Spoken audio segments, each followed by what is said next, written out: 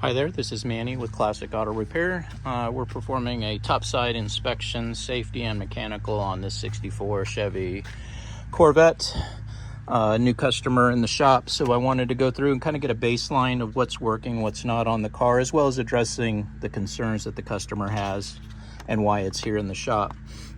I show a gasket leak, not really defined, but as you saw from the earlier video on the bottom of the car, we saw some drips on the starter and along the block, and because of gravity we tend to know that that's coming from valve cover gasket leaks. Usually is the culprit, especially these ones that only have 4 mounting points. They got one here, and then 2 on the bottom.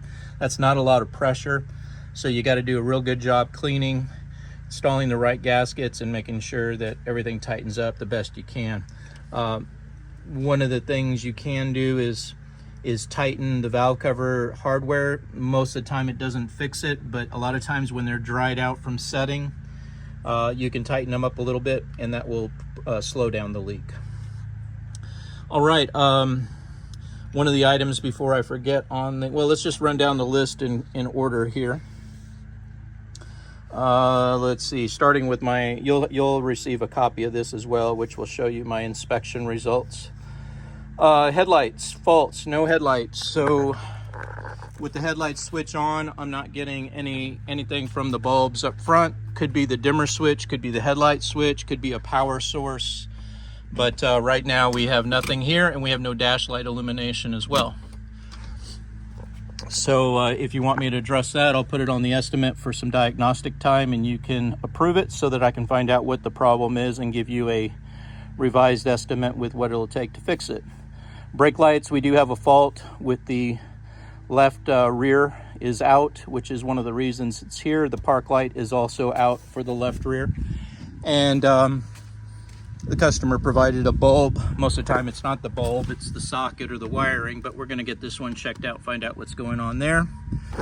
The bulb on the license plate light is working, so not really too much of a concern unless you want to drop in a lens and some correct hardware, maybe a new gasket to seal it. That's up to you. I can add it to the estimate so that you'll have some pricing there as well. Okay, so continuing down the list, the park lights, I checked all the circuits, fronts are good, just that left rear bulb is out. Let's see, turn indicators, left rear is out, again the same bulb, same culprit. Wipers okay, horn is okay, seat belts, tire wear, tire air pressure. Belt, we have a fault. Okay, this is the one of the reasons it's here is because the belt is not on the car. And as you can see, when I turn the fan, the pulley is bent. What I'm not 100% sure of is I'm watching the shaft on the clutch, on the fan clutch. And if I get any movement or wobble there, we need to put a new fan clutch on it as well, because that vibration will wear out the bearing in the water pump and cause it to fail prematurely.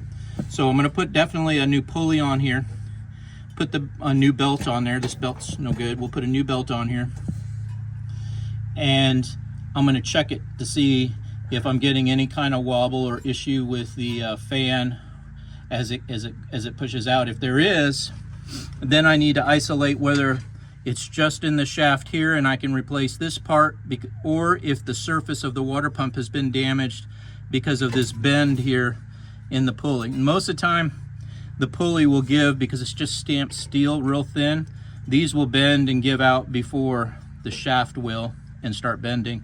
But I always want to err on the side of being conservative here, and we want to make sure that everything is fixed correctly. So first step will be to put a new pulley on it, see how it spins. If I feel it's within tolerance, I'll go ahead and put a belt back on it and get you down the road.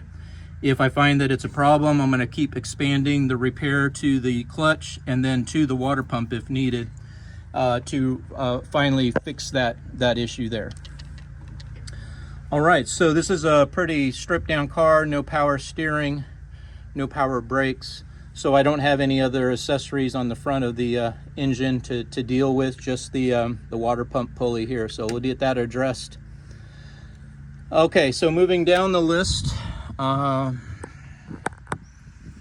let's see, so hoses are in pretty good shape. They look like they've been replaced. brake fluid is a concern. So here's your brake fluid cap. Anytime you pull a cap off and you see it expanded like this, it's supposed to be down like this. And the only reason that it comes up is when it's losing fluid. And remember on the other video where I indicated that it had a possible brake fluid leak on the right rear wheel. Well, that's where the fluid is going. It's not a lot, it's not a big leak, and it may not continue, but it has gone down a little bit, probably 1/8 to 1/4 of an inch. But what my concern here is the contamination in the fluid. Watch this. Okay, that's contaminants in there. We need to flush this out because this is what gets into the brakes system and causes a lot of failure. It's water and oil and all kinds of stuff. So let's put that on the list as a priority, is to flush this out, get you some fresh brake fluid in there, and then conservatively, as I was saying, we can approach the fix on the rear brake once we put some miles on it. See if that seal on the brake wheel cylinder, if it reseals. It's just made out of rubber, so depending on how much oxidation is on the cylinder itself, the cylinder wall, the rubber part may be okay. We just have to wait and see. If not, I can put a new wheel cylinder on there without any issue. Okay, so let me grab a towel real quick before I forget. Clean off that brake fluid.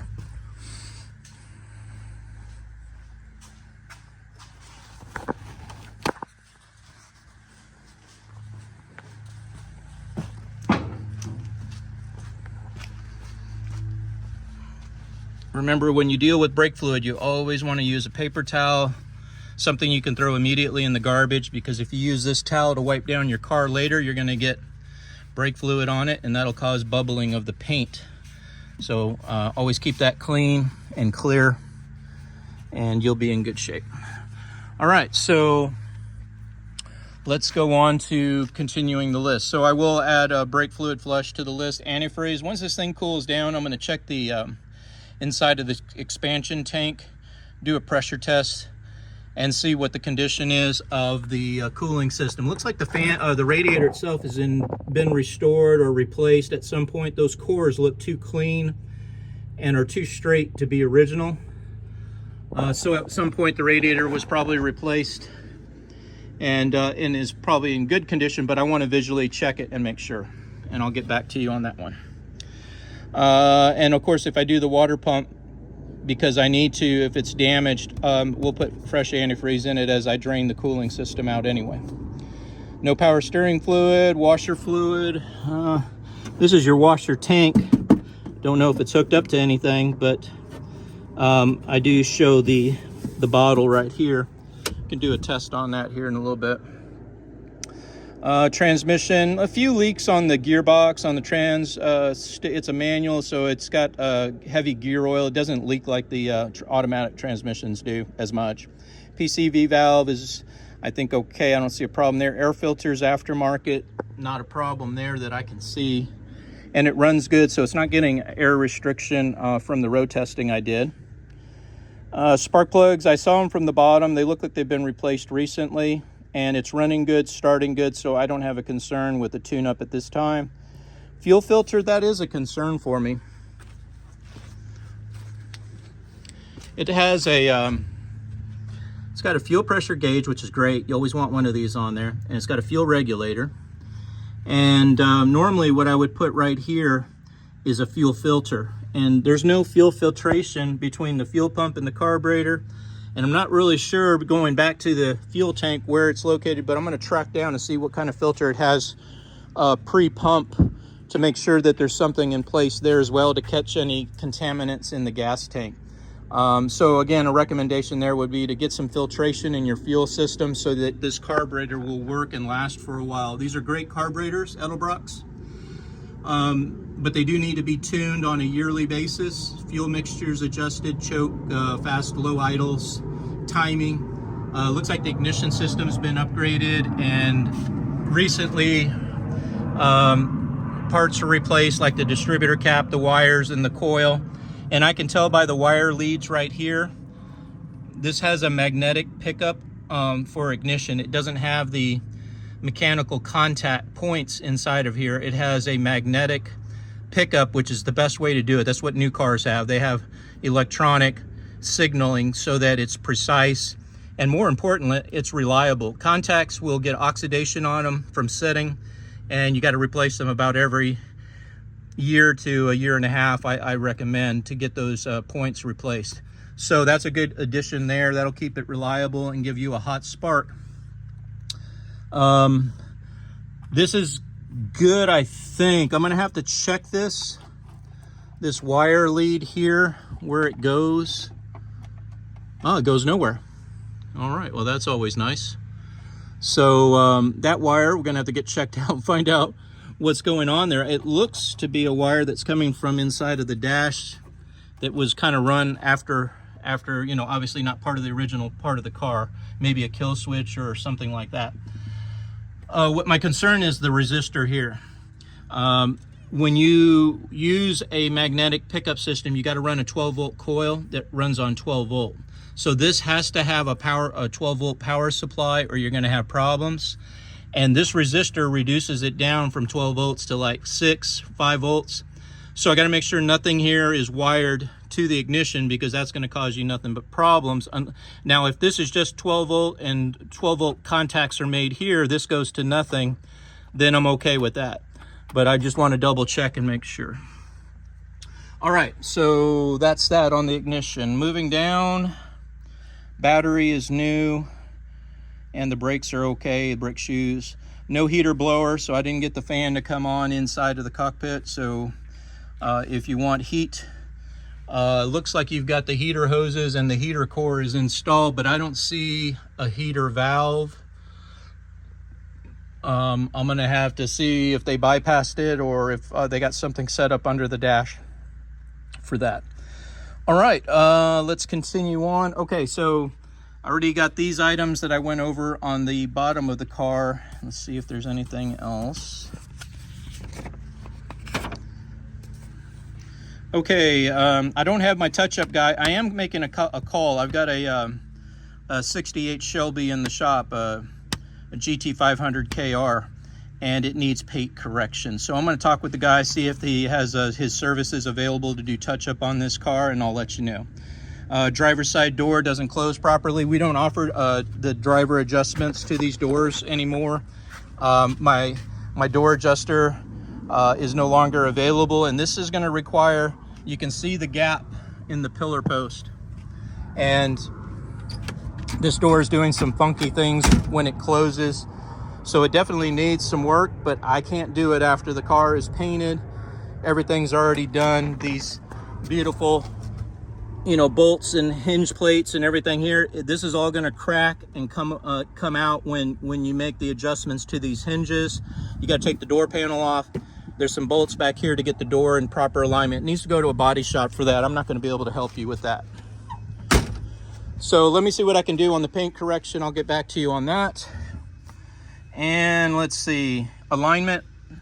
Yeah, the steering wheel needs to be clocked. It doesn't feel like it needs an alignment. It's going down the road straight. However, if you're seeing tire wear, like you're getting wear on the inside of your tread, or you feel like the car is pulling one way or the other when you're not braking, then yeah, I would say you need an alignment. But what it really needs is the steering wheel taken off, a steering wheel puller, a tool to remove it from the shaft, and then this needs to be moved to the location so that when you're driving, it's centered. Now, the other way to do it is, of course, get it aligned. They'll center the steering wheel first and then align the wheels to the steering wheel. Again, it's kind of up to you whether you want to get it taken into a alignment shop. We don't offer the alignment here at our location. All right, so those are the items I had on the customer to-do list, and then my items from the inspection and road test. And that's pretty much a complete inspection. Thanks for watching, guys. I will be in touch soon with more cars to be inspected. Have a great day.